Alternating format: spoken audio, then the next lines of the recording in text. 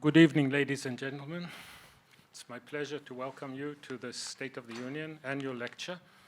We had a 2-year COVID break, so it's particularly happy to restart the tradition.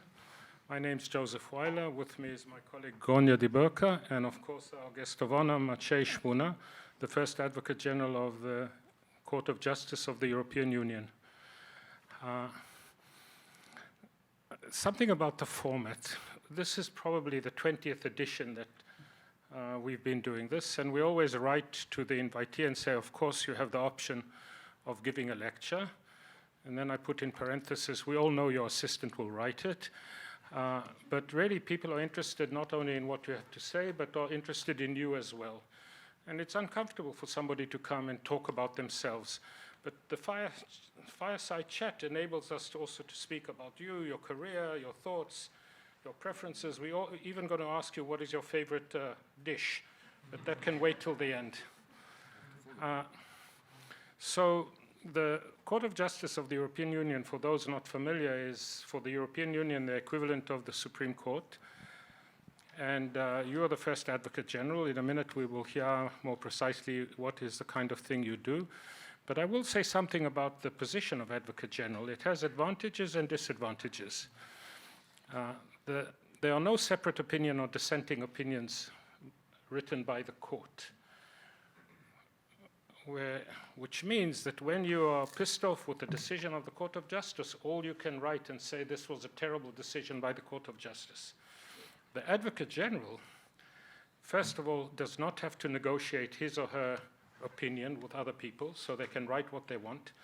But if they get it wrong, it's not the Advocate General, it's Maciej Szpuna who got it wrong. So you can see there's an advantage and disadvantage.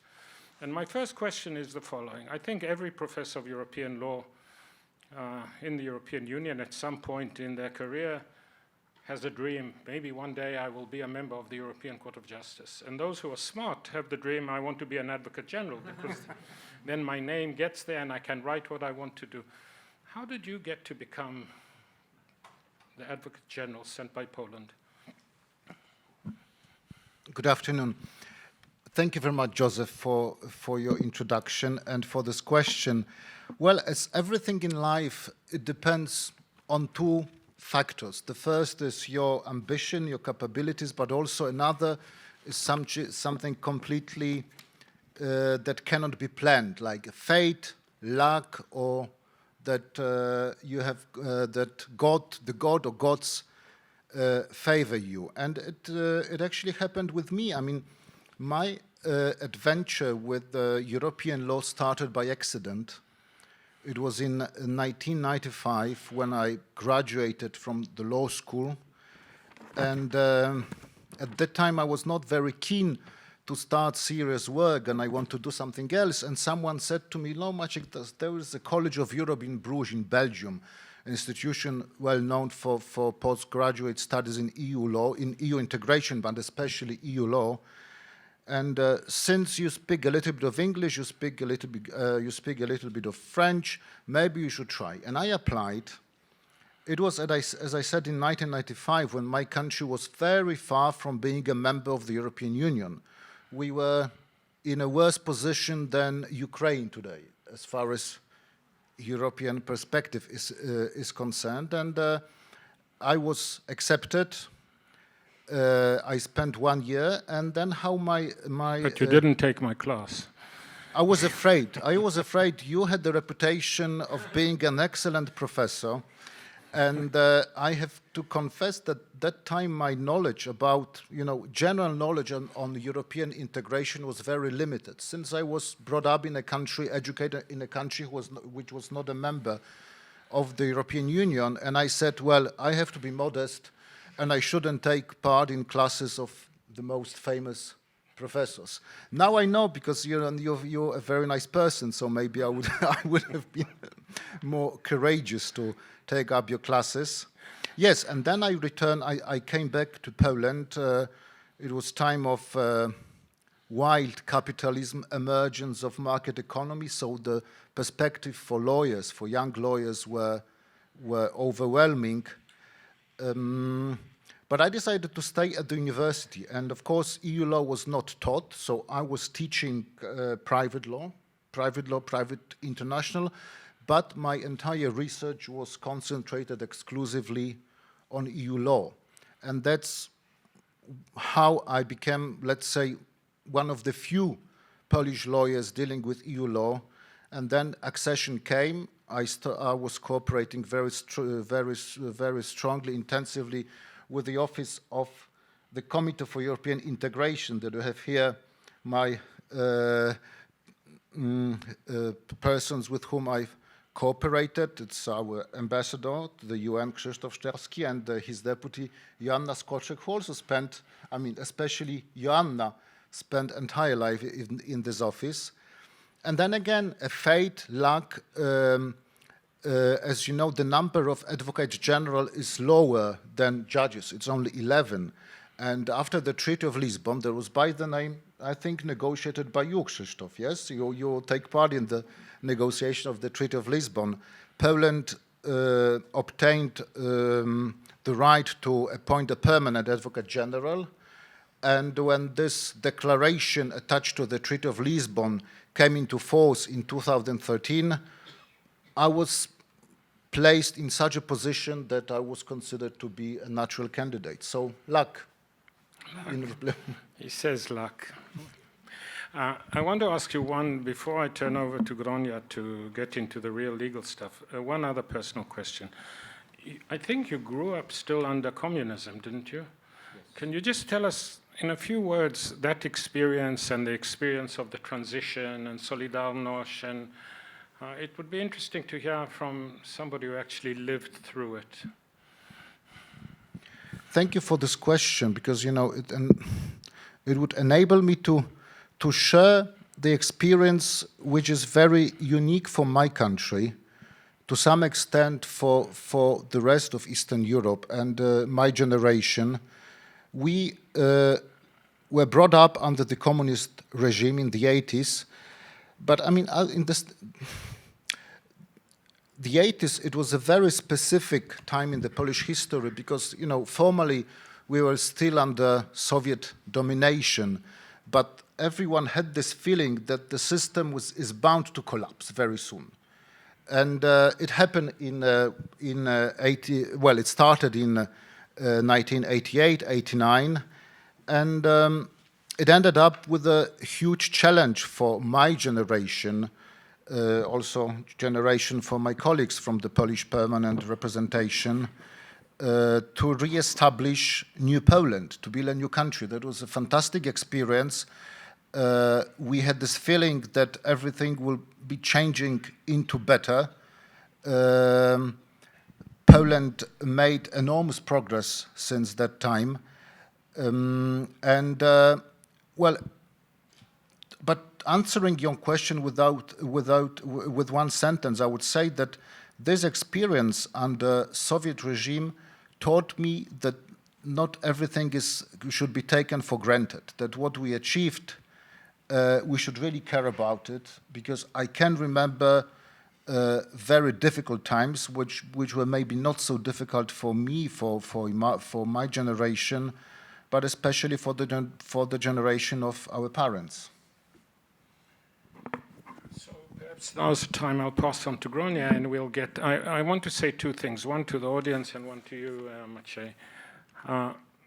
He's a sitting member of a court. So there will be some questions, for example, if they touch on a case that is pending that he will not be able to answer. And there might be other issues that, given that position, so you should not be embarrassed to say no comment or I prefer not to answer. We understand the position. And there have been other people sitting in that chair in exactly the same position. Well, maybe I'll start with some less controversial questions, but just to ask you a little bit more about what you moved to when you went to Luxembourg, and that is taking up the position as Advocate General. And I guess most people here will know something about European Union law, but for those who don't, the position of Advocate General is a peculiar beast. And we see this from the difficulty the journalists have with it. When an Advocate General comes out with an opinion, some will call this a judge in Luxembourg, some say an officer ruled, or an advisor, and there are all kinds of different ways of describing the role of the Advocate General. I guess a simple question would be to ask you how you think of yourself. I mean, do you think of yourself as a judge of the court, or is the Advocate General really something else, not really a member of the court in a judicial capacity? Thank you, Grania, for this question. I will start by saying that for a lawyer interested in EU law is a dream job. You cannot imagine a better job for a lawyer dealing with EU law.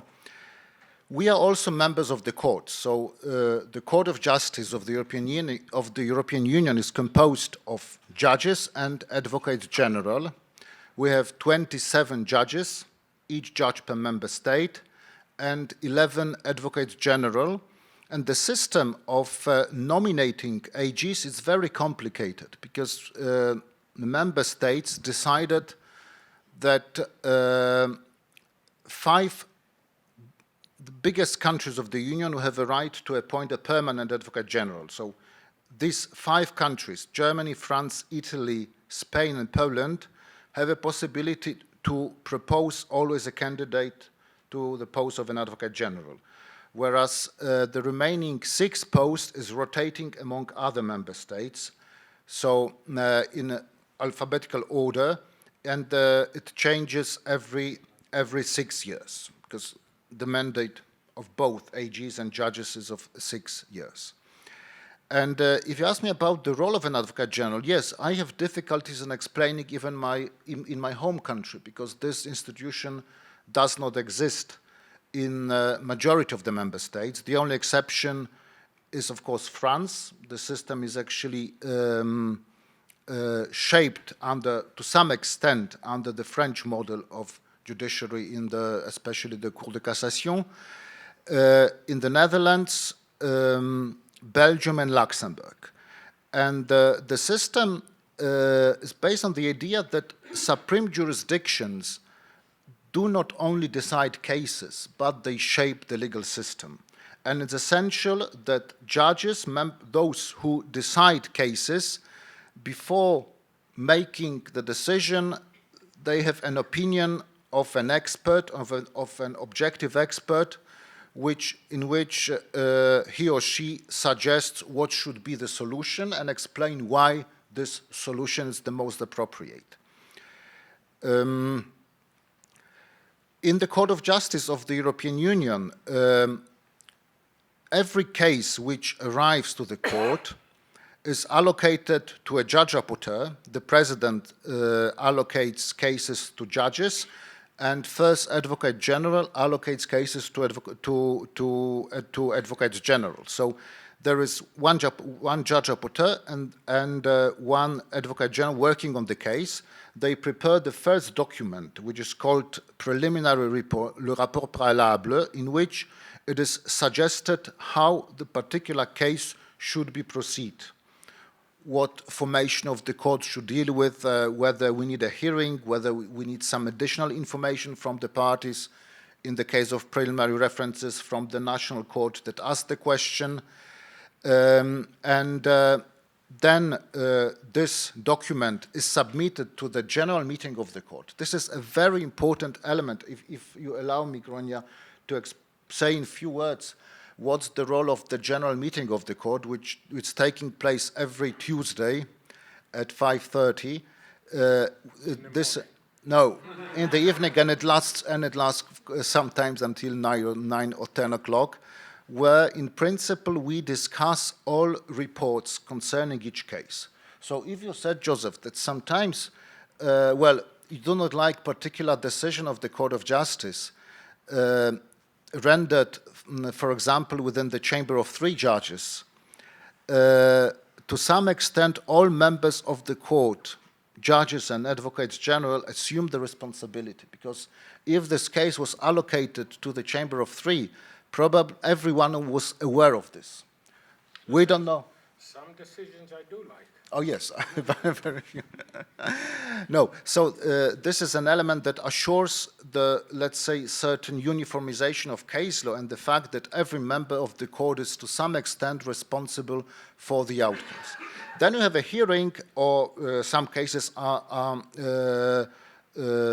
dealt with without a hearing. With an opinion of an advocate general. Now, after the Treaty of Nice, there is a possibility that if there is no new point of law in the case can be resolved without an opinion of an advocate general. And it's about 40–45% of cases without an opinion. This all important and very important cases are decided after hearing the opinion of the advocate general. Did I answer your question, Grania? Yes, and more in a way. One question, though. So the way you present it, it actually sounds quite integrated. You know, the advocates general and the judges working together, and that had been my assumption about the court. But then I remember being very surprised to hear that advocates general are not included in the deliberations. Does that create a barrier in the court? Do you send, you know, are the advocates general a block and the judges another block? Indeed.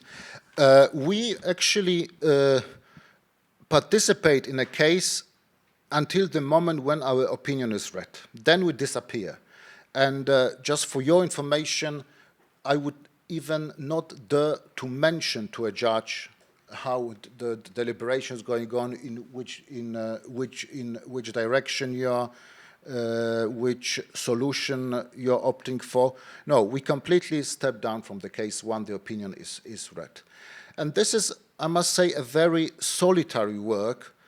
Just to give you an example, you know, if you're a judge and you, in the beginning, Joseph, to this meeting, you said that that sometimes someone would prefer to be a judge, but smart people would prefer to be an advocate general. But this is a very responsible position, because you know you bear the entire responsibility for your opinion. In the case of a judge, even as a judge, a rapporteur, you propose a solution which, let's say, it's not entirely coherent. There are many possibilities to correct your proposals. There are other judges in the chambers, they are referendars, legal clerks. So and at the end there is also an institution of lecteur d'arrêt, someone who, a French lawyer that reads the final judgment. I mean French because the French is the working language of the court. So even if you propose something wrong, there is several layers which could rectify your wrong initial proposal. In the case of AG, every document that leaves my chambers, it's the final word. So if I propose by accident to change Cassis de Dijon, no one would correct it.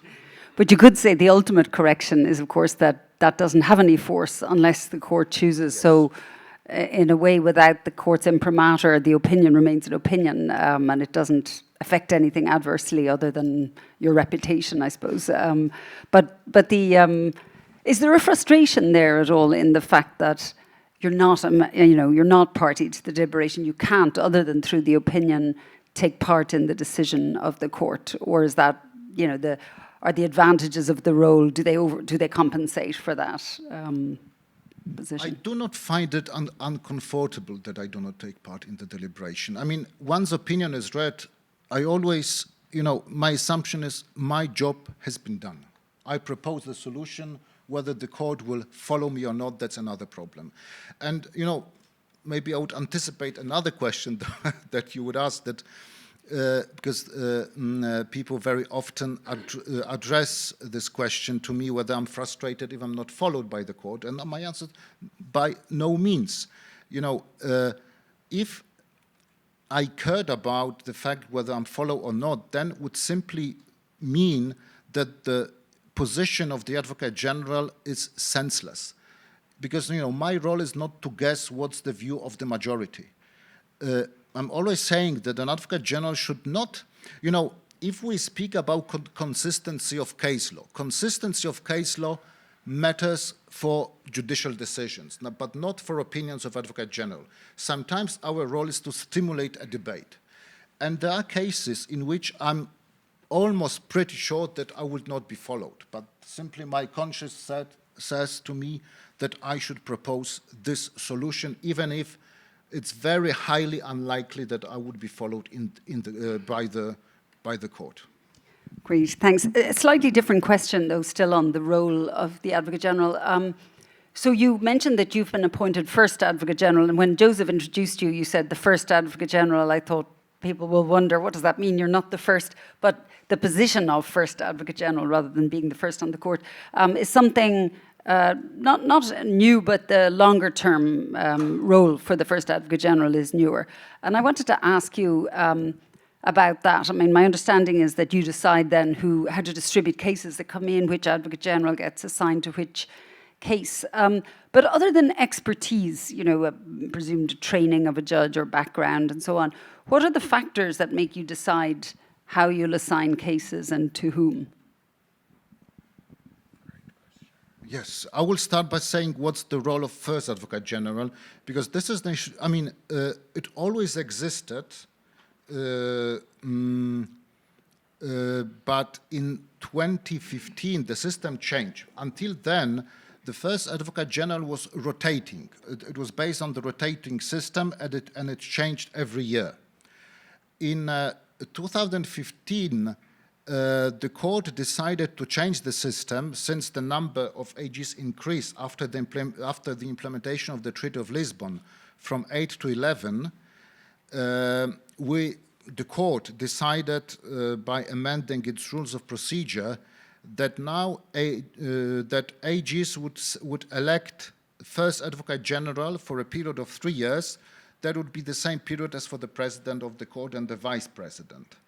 So the first elected first Advocate General was a Belgian lawyer, Melchior Wathelet.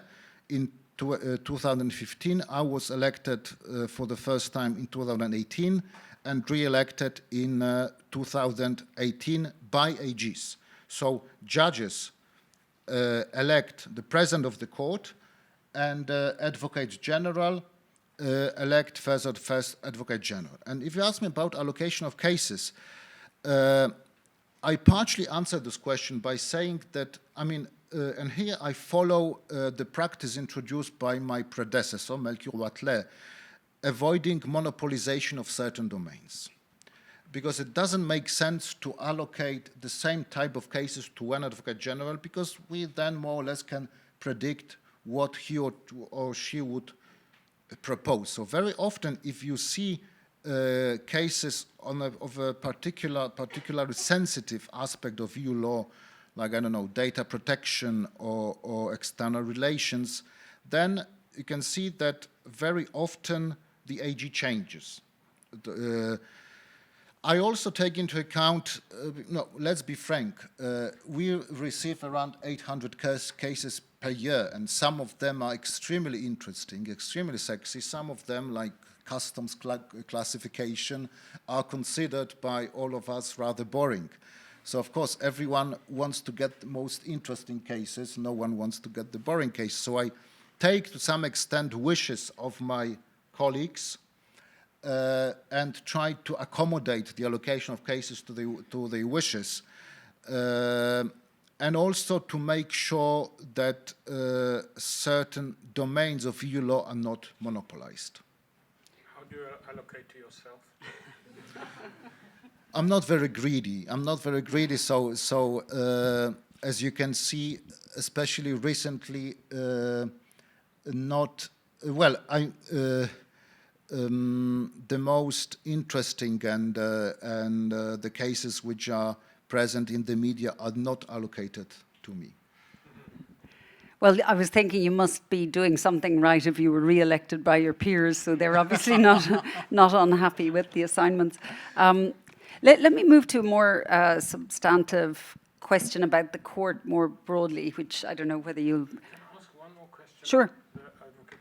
Are there statistics in how many cases the opinion of the Advocate General is followed? Yes, it's about 70% were suggestions of AGs are followed.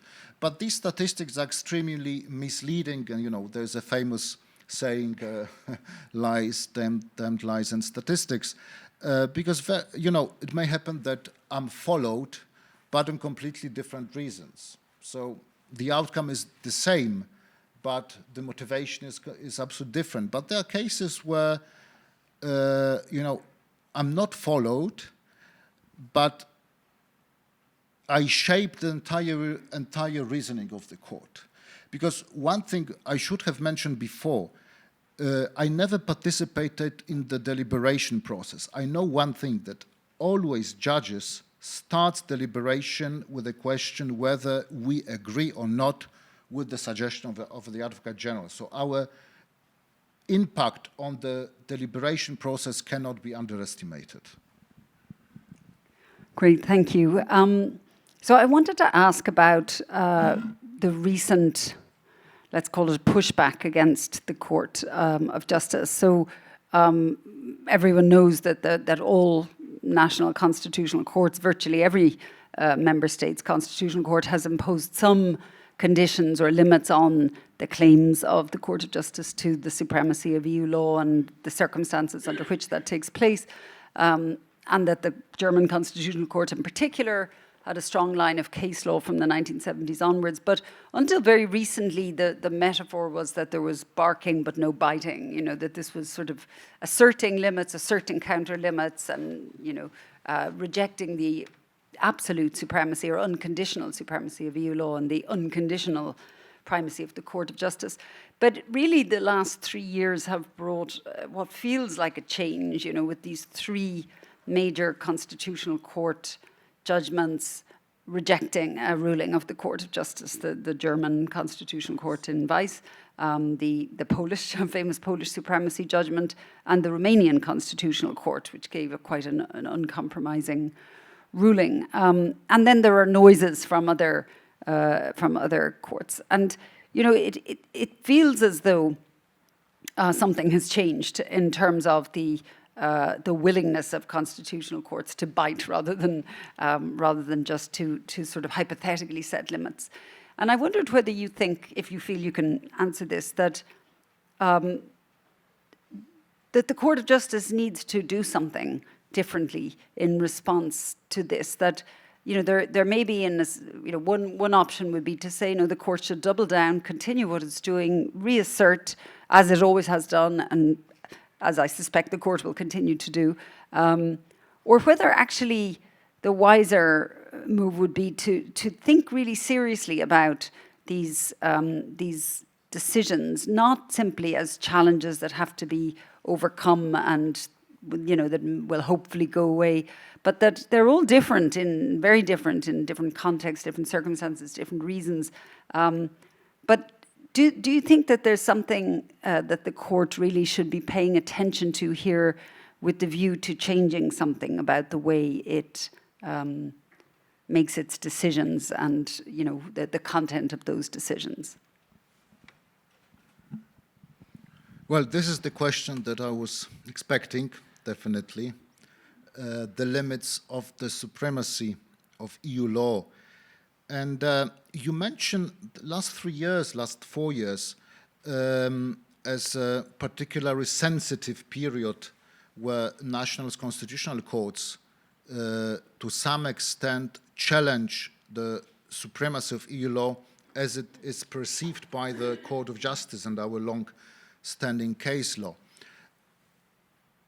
I would, in the first place, say that this is the result of the expansion of the scope of EU law, because when EU law concerned internal market almost exclusively, then these issues on the compatibility of EU law with the national constitutions were not so sensitive. I mean, we had some case law, it existed, but it was not that sensitive. But once the Union, concerning its competences, went beyond this paradigm of internal market exclusively, and we touch upon free movement of people with cooperation in civil and commercial matters and criminal matters, the recognition and the enforcement of judgment, the European arrest warrant, and above all, of the Charter of Fundamental Rights, then I wouldn't say a clash, but the necessity to rethink the relation between EU law and national constitution came evident. So this is not by accident that the last 3 years are so crucial, because when we come into the to interpret fundamental rights, there is a clear overlap with fundamental rights protected under national level.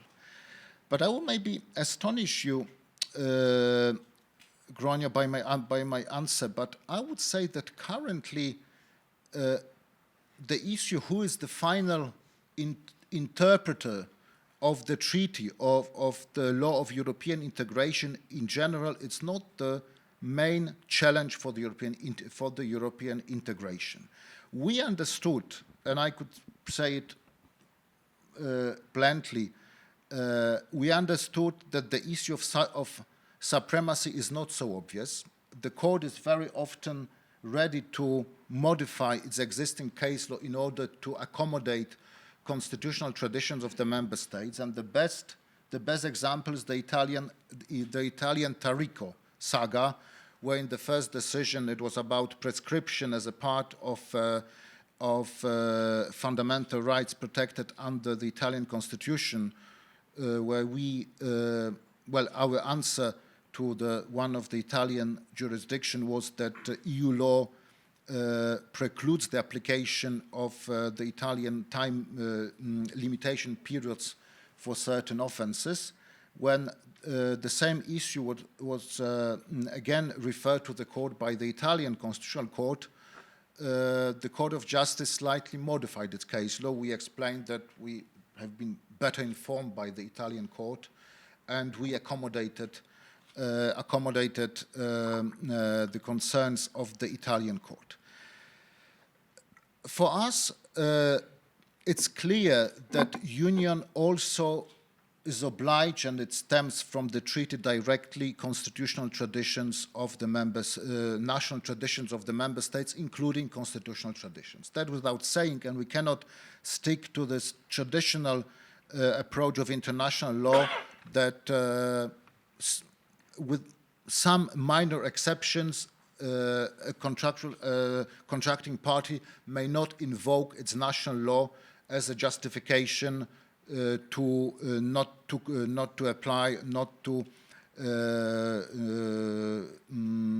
accommodate obligations stemming from international agreement.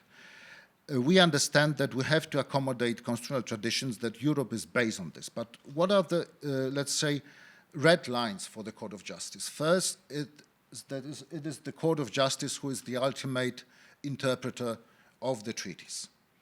And it has as a consequence that whenever national courts, and especially national constitutional courts, consider that we went too far, or the legislator went too far, or there is a serious problem of compatibility of national constitutions with EU law, these questions should be referred to the Court of Justice. Because if a constitutional court of a member state A thinks that some provisions of the treaty, as interpreted by the court, are contrary to national constitution, then it is not a matter only for this country. It's not a matter for the debate exclusively before the national court of that member state, but this is an issue of pan-European importance. And all these questions should be referred to the Court of Justice. So for us, the red line is certain unilateralism and invoking national identity in order to justify non-compliance with EU law. And last word, we have in the treaties, the reference to national identities, including constitutional identity, but we have to remember that the Union itself also has its constitutional identity stemming from Article 2. And it transpires especially from our recent judgment of the full court on conditionality. So maybe just to follow up a couple of those points, I mean, I'm tempted to say your short answer is no, the court shouldn't change anything. But I think it's more nuanced than that. You're saying the court has changed in various ways. But maybe if we leave aside identity, which is a very controversial idea and very loosely used and doesn't seem to have very much clear content. If we think about, the issue of protection of rights in national jurisdictions,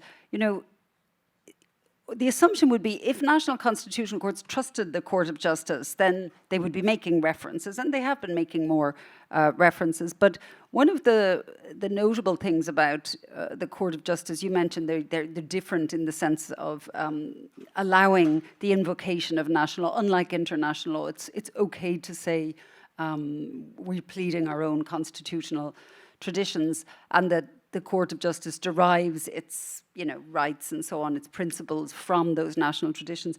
But in fact, in very few cases does the court engage much, and even advocates general don't really engage much with national constitutional law. There might be a brief, cursory mention. Whenever I've asked about this, I've been told, but there's a sort of a comparative part of the research division that does this work. No one sees it. We don't, there's no evidence of taking seriously the constitutional traditions of the member states. So, I wonder whether that's not something that the court and the advocates general should be thinking about. This practice changes. I mean, until recently, of course, in every sensitive case, especially where the court is called upon to interpret national identity of the member states, we normally ask our research department, Recherche Doc, to provide us comparative analysis. And it's true that until recently, these analyses were not public. Now, I think 2 years ago, we changed the practice, and now they're available to national jurisdictions, to all national jurisdictions. And I think at the end of the day, that would be also available publicly. I mean, you would be surprised how often we refer to this analysis. So even if they are not quoted in the judgment, especially that the court is not very willing to make references. I mean, we are meeting on a regular basis our colleagues from Strasbourg Court, and they always complain that there is no sufficient references to the case law of the European Court of Human Rights. But also here, the court is very reluctant. But, in opinions of AGs, I think we are much more open. Of course, objectively, we can afford to be more freestyle in drafting our opinions. But this changes. I'm going to get to rule of law in Poland, but I want to follow up some of the questions that Gronia said. So one is not just what you decide, but how you decide. And I'll present a little thesis to you. So in the so-called heroic period in the 60s and 70s, the famous constitutional cases, when there was also political stalemate because of the veto, etc., the sort of Pescatore doctrine, that's one of the famous judges in the first generation of the court, was when we have an interpretive question, we should always, and he wrote that explicitly, we should always fall on the side more European integration is better. And that's our job because the politicians are not doing what they are meant to do because of the veto, the Luxembourg Accord, etc. And there is a feeling, so I think it's implicit in what Gronia said, it's not only important what you decide, justice has to be done, but also seen to be done. And the decisions are not transparent for a variety of reasons. They're often very laconic. We are told that's because it has to be by consensus, and we know there are no separate opinions. We might get to that in a minute, or dissenting opinions. But I'll give you an example, and I'll take a case that I don't think you were involved, so I look to the past.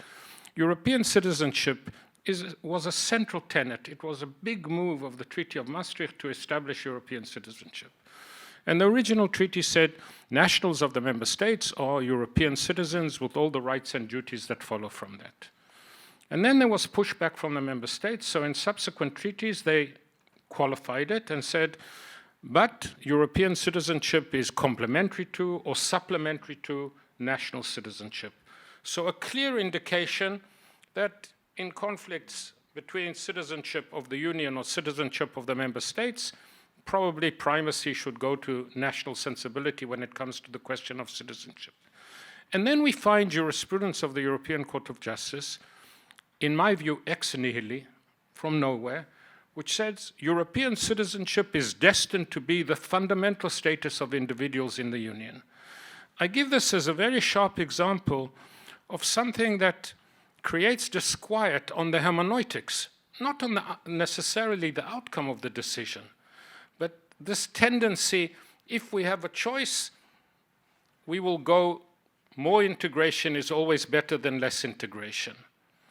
And I think that is still, to some large measure, a certain instinct of you and your fellow judges. Let me think how to answer this question. And I could give other examples, because- but that's a clamorous Yeah, one. on citizenship, I mean, because, you know, the question you asked, Joseph, implies to some extent that the Court of Justice is biased. In favor of European integration, it integration. doesn't imply. I say that explicitly. In favor of European integration, of course, I mean, I could answer this question by referring to many judgments where the court sided the member states. And you could find plenty of decisions like this. But, you know, we are the institution established by the treaty.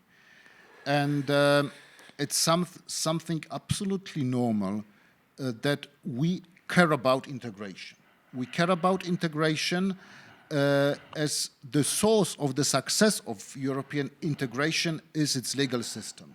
Then, I mean, unlike any other attempt of integration in the past, the success of European integration comes from the fact that we have established well-functioning mechanism of dispute resolutions between member states, between individuals of the member states,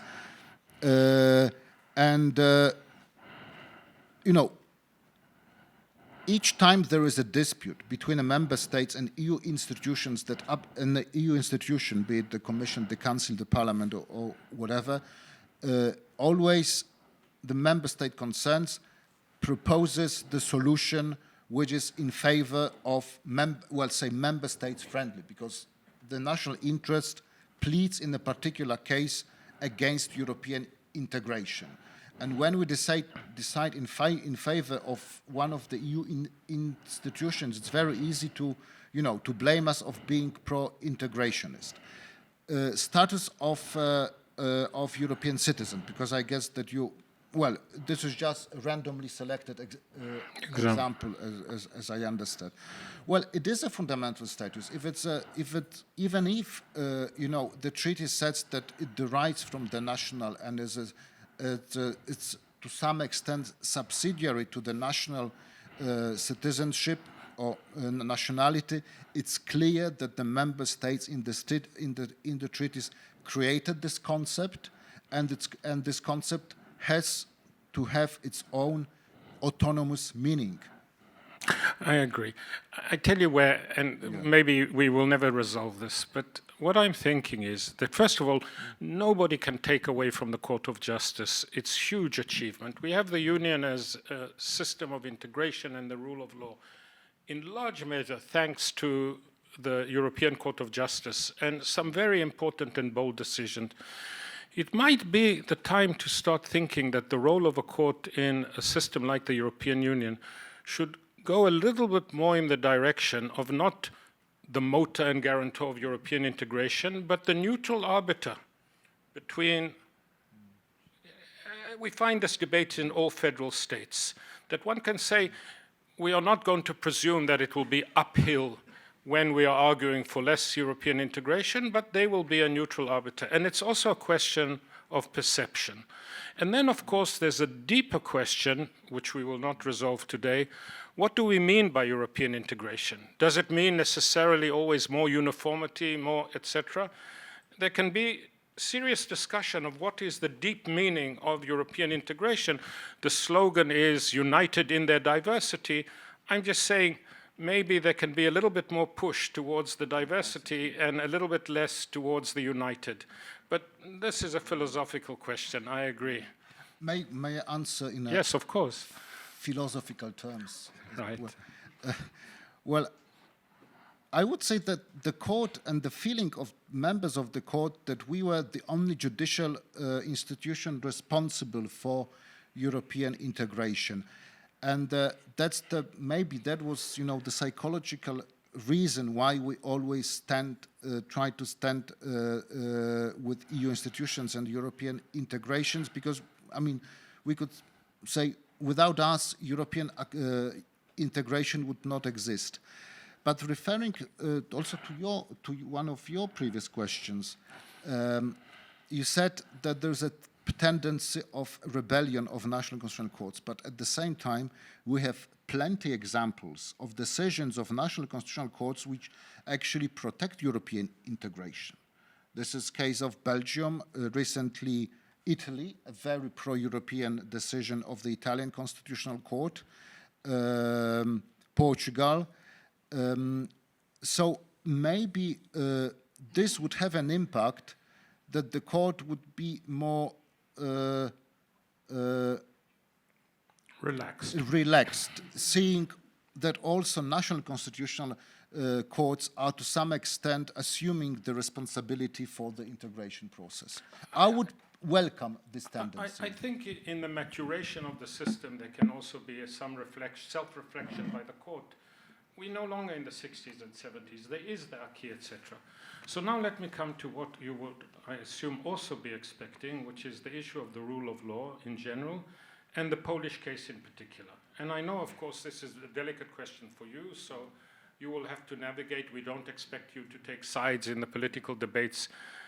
But Poland has become one of the lightning rods for challenges to the values which you said, Article 2, etc., the rule of law, which is, and there have been developments which have not just worried the institutions of the European Union, but action has been taken, funds have been frozen.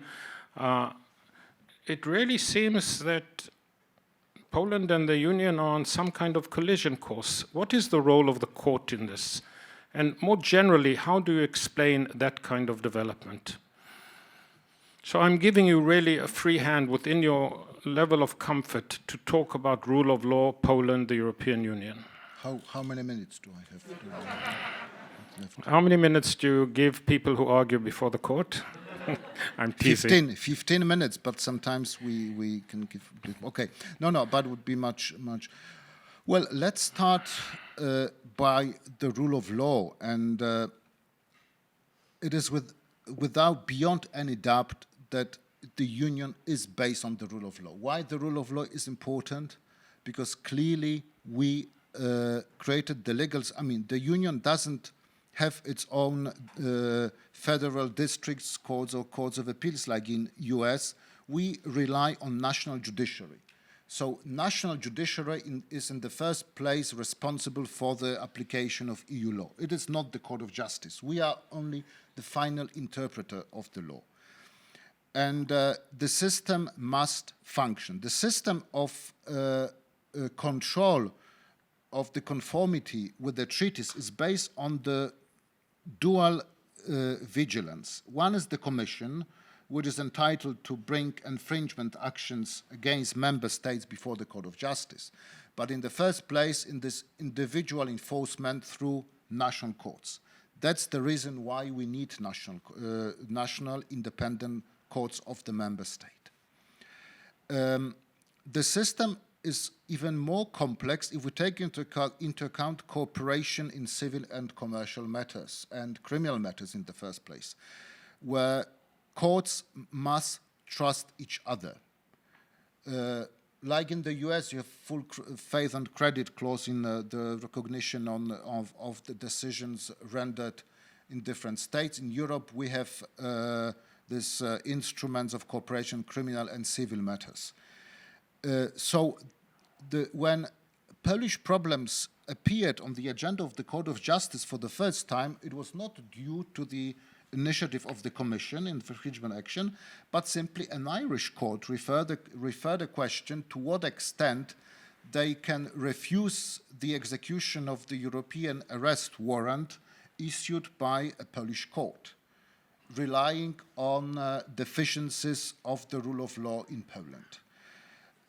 So it shows that this is not purely political problems between EU institutions and the Polish government, but this is the systemic problem which affects the entire functioning of the area of freedom, security, and justice. What is essential when we speak about the Polish situation, that and here I'm actually very far from entering into political discussion, because, as I said, the problem emerged in the first place before courts of the member states. We know that we have the principle of mutual trust within the Union. National courts must trust each other, so if they facing a decision rendered by jurisdiction by a court of one member state, it should be recognized if in another member state.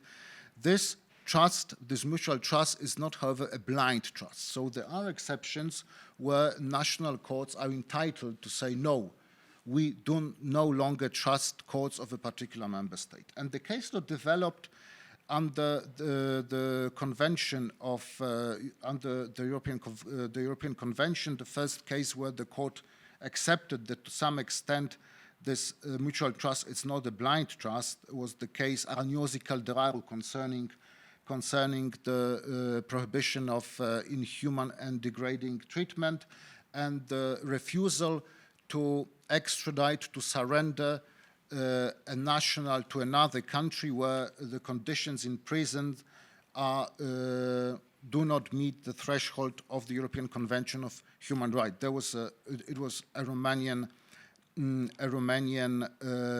German case.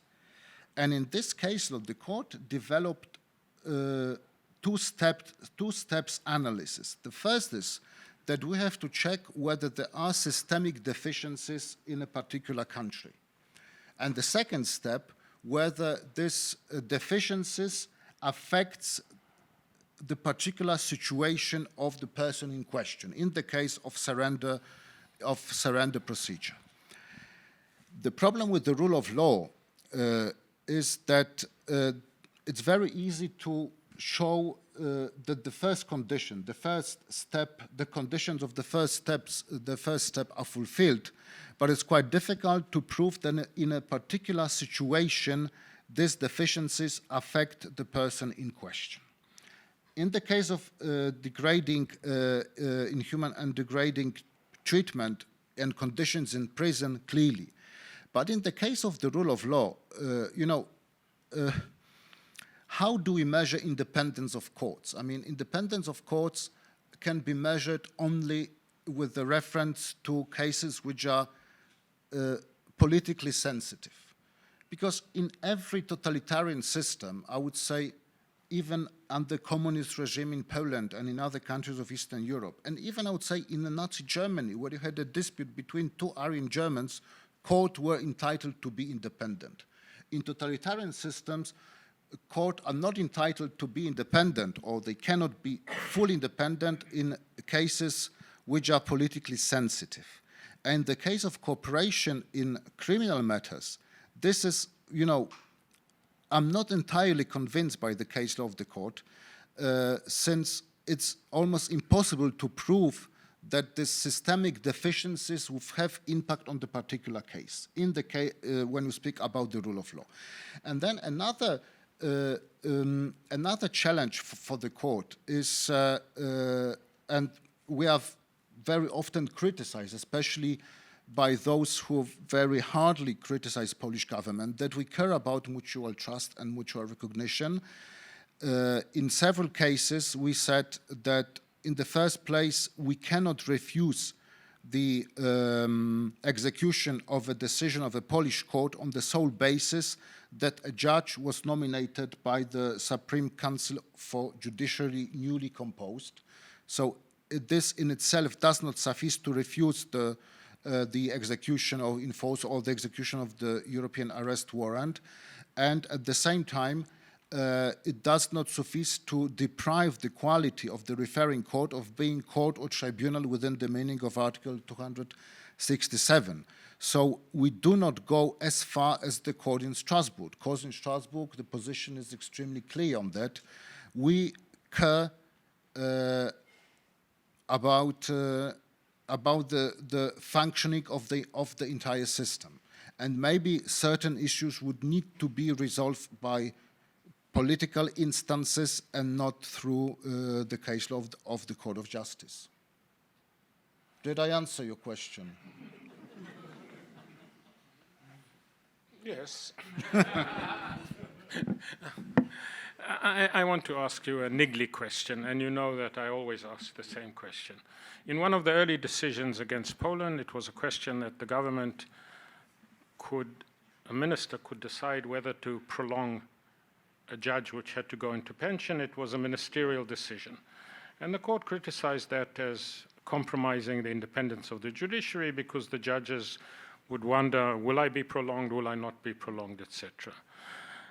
And yet the European Court itself has, in my view, a blemish there. Because take the permanent advocates generals. They're not permanent in the sense that they are for life, like in the United States. They're permanent in the sense that Poland will always have an advocate general, Italy will always have. But these are appointments for 6 years. And whether the advocate general gets reappointed or not get reappointed really depends on the executive branch of a member state.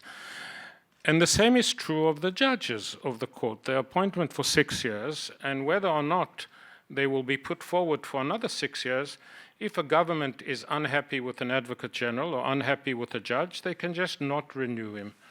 Wouldn't you agree with me that that is a blemish on the rule of law in the European Union? I know that now the German government, the coalition, has put in their platform that best practice in Europe, judges should be appointed for 9 years or 12 years, non-renewable, because the renewability, especially if it comes from a political organ, is problematic. So every time I meet with members of the court, I raise the same question, so I'm not discriminating against you or in favor of you. Well, I see a problem. I see a problem that it makes members of the court to be too largely dependent on the respective member states. Maybe in the initial period of the European integration was justified because the competence of the court were very limited and no one expected how important the court would become in the future. But I think nowadays this became a very sensitive issue. I heard that in the coalition agreement in Germany there was this proposal, but it would not have been put forward, I think, for the time being officially on the European agenda. There would be a shortcoming certainly if we created just one mandate, be it 6, 9 years, non-renewable, that would affect the functioning of the court. But 12 years would be a nice period. Would be a nice period, 12 years maybe, but you cannot compare the Court of Justice of the European Union with international jurisdictions like, International Criminal Court on the International Court of Justice. We have around 800 cases per year. This is an enormous amount. Vast majority of them are extremely complicated, where this institutional memory counts. It is important that decision-making process is not delegated to the staff of the court, that judges, members, advocates general of the court should be sufficiently experienced. So yes, I do agree, Joseph, that we should start this discussion, but this discussion should not be limited to the length of the period, but how to make sure that the Court of Justice would function properly, retaining its institutional memory. So I agree, but I don't compare it to international tribunals. I compare it to your real brethren, the constitutional courts of the member state. And it seems to work okay in Italy, in Germany, in Spain. So maybe there's something to learn from them. We started a little bit late, so I hope the audience won't mind if we just go on a little bit further, because one of the issues that the court is facing and that you have faced in your opinion is the challenge of technology. Give us a highlight of that. Where do you see the biggest challenge? Where do you see the most important decision of the European Court on the information society, on privacy, on digital platforms, etc.? So I know it's a hard question, but choose one thing to illustrate the problem and the solution that you offered. In a nutshell, because, it's an extremely broad subject, I would maybe start by saying that, all legal aspects of new technologies are extremely complex. No one knows what is the best solution, what is the equitable solution, and no one knows how the technology will develop in future, because, in this particular domain, courts should be always ready to rethink or sometimes amend its existing case law. If you analyze the case of the court for the past 5 years, you would find plenty of examples where the court did not follow the opinions of advocates general. Nor of the Commission. Nor of the Commission, yes. And I'm saying it does not mean that advocate generals are less gifted than judges and they propose wrong solutions, but simply that questions issues are extremely complex. And this issue of new technologies it's very much linked also to the question of judicial activism, because the legislator is not able to provide comprehensive rules for each challenge of new technologies.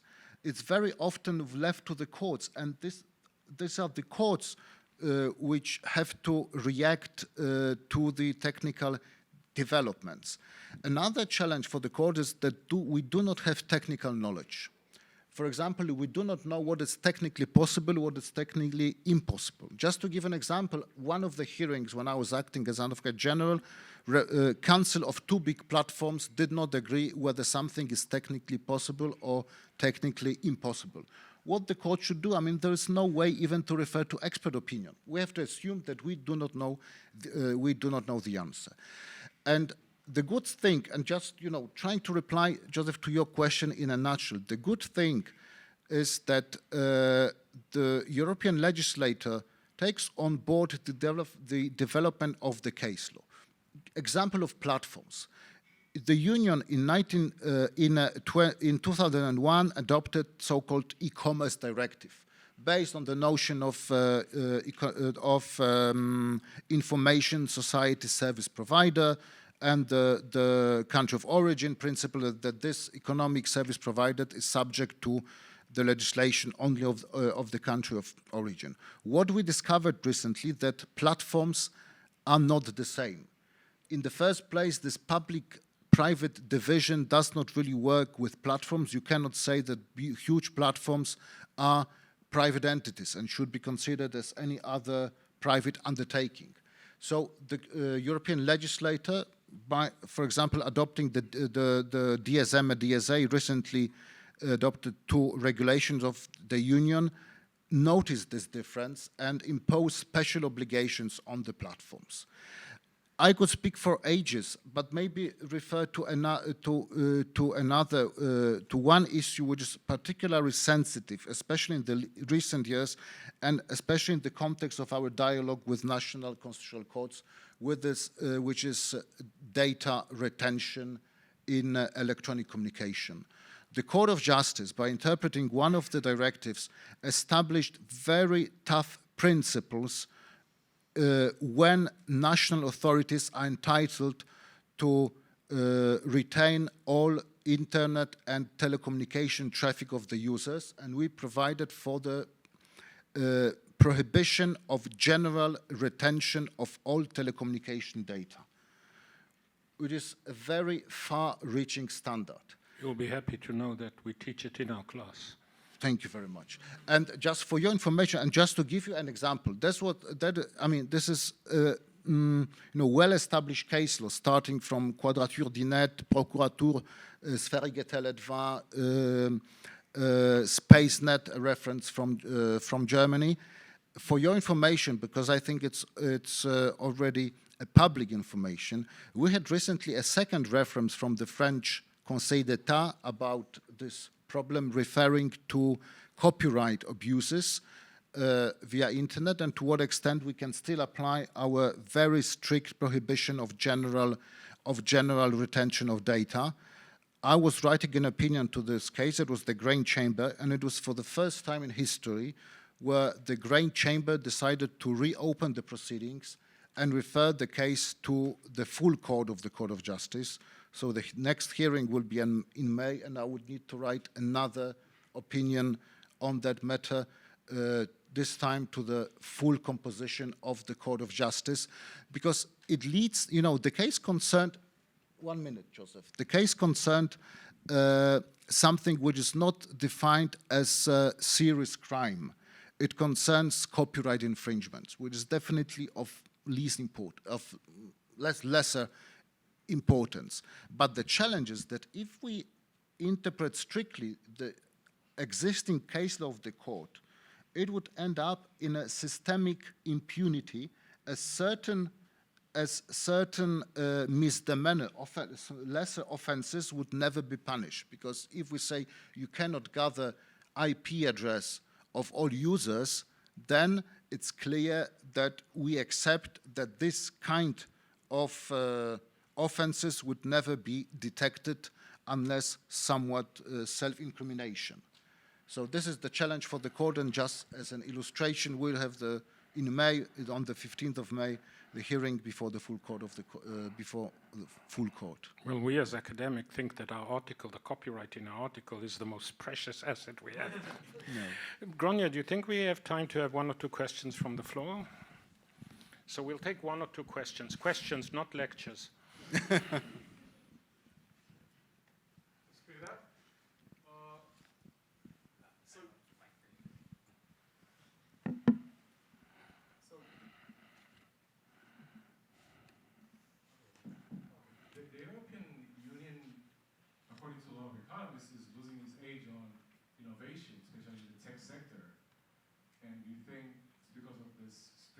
Laws, and imagine judges, instead of 6 years, staying there for 12 years. I mean, if it takes them 6 years to learn something, I don't know what's going to happen with 12 years, so I don't know. Thank you for a very brief question, and my answer, I hope, will be also that brief. I mean, this is not for lawyers. This is, and EU law has nothing to do with the developments of new technologies in Europe.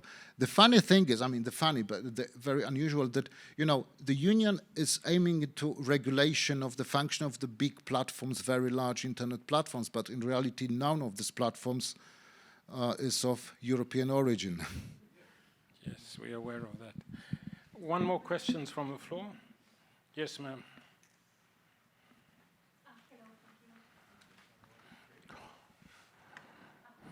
Thank you for the inspiring conversation. I wanted to ask you if you wanted to share with us one of the most or some of the most difficult cases you have to write an opinion about, and if together with all the challenges that we have talked here this evening, if you want to add anyone else regarding the court or also the European Union. Thank you very much. Thank you very much. I mean, of course, the sometimes very challenging cases are those which concern a domain that I have no clue about. And it happens that you have to start to learn something. But, I would say that the most challenging for me, when I look at in the historical perspective, is a case about Uber, which concerned whether Uber can be considered as an information society service provider, where I would say that for everyone, and also for me in the very beginning, the answer would be yes.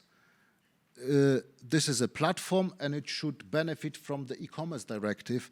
But when we look deeply into the situation of Uber, our conclusion was simply not that Uber is not an intermediary that should be considered as a transport company, and maybe the court followed this opinion.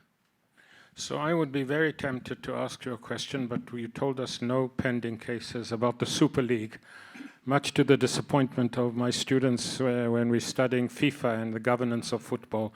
But maybe another time. We will see what the court decides. Very shortly it should be deciding. So, before the summer. Back to Gronia. Okay, so we have a tradition of leaving the really serious, substantive questions until the very end, so I hope you're prepared for this. But we'd like to conclude by asking what we call the Desert Island Discs question, which is, can you share with us what you might consider to be your favorite book, your favorite place to visit, and your favorite movie? I think Joseph wanted to add your favorite cuisine also, is that right? We'll make it 4. Well, I love traveling, and my family is also here in this room that we love to travel together. So I will start by place to visit, and it would be a place which is New York, definitely, but the place which is between Europe and the US, which is Azores. Lovely place in the middle of Atlantic with a fantastic climate, not yet spoiled by tourists. So that would be the answer to your second question. About the book, I was very tempted because, you know, I have this tendency to be on the one hand Eurocentric, but also Polonocentric of my country of origin, and so if I were Polonocentric, I would recommend a book of the Nobel Prize winner from 2018, Olga Tokarczuk, but not the most famous one, which is the Book of Jacob, but the book which the Polish title is Bieguni and the English is Flights.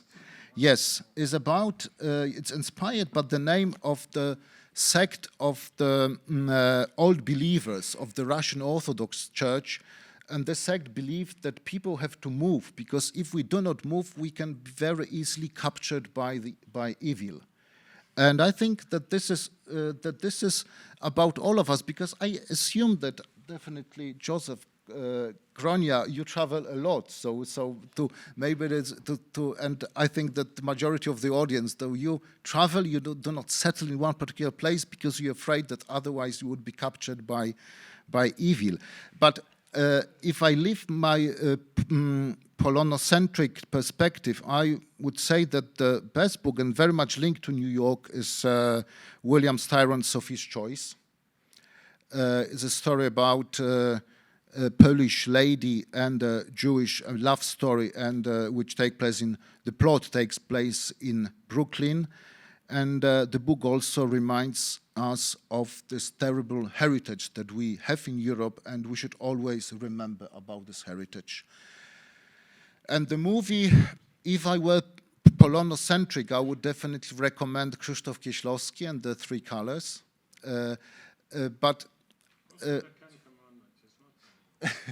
Yes, but this time I would recommend another movie, and through this I would pay to some extent a tribute to my mother, who passed away this January, and her favorite movie, and also I saw it and I'm very much impressed. It is a French movie which consists of 2 parts: Les Enfants du Paradis, Children of Paradise, of Marcel Carné, which is by very many people at that time considered to be one of the best movies ever, but to some extent I think it's forgotten nowadays. I saw it, and I think it is an amazing movie about love which is taking place in the July monarchy in France in 19th century. 4 persons love the same woman in the completely different way. So that would be the movie Children of Paradise that I would recommend. We want also music and food. Every music and all kind of food. So, thank you very much. So